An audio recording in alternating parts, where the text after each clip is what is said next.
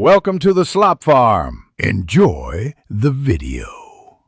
You begin by connecting your DualShock 4 to the PC because the Xbox ecosystem doesn't accept Ds4 natively. Pair the controller via Bluetooth or plug it in. Once done, open Ds4 Windows or Steam and let drivers install automatically.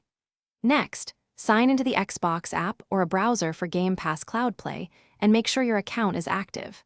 This step creates a bridge between the Xbox service and your Ds4, so the system recognizes inputs correctly when you start a session.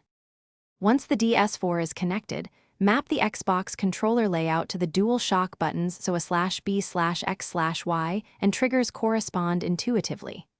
In Ds4 Windows or Steam input, choose an Xbox profile template, then tweak trigger curves, thumbstick dead zones, and vibration to match the feel you want.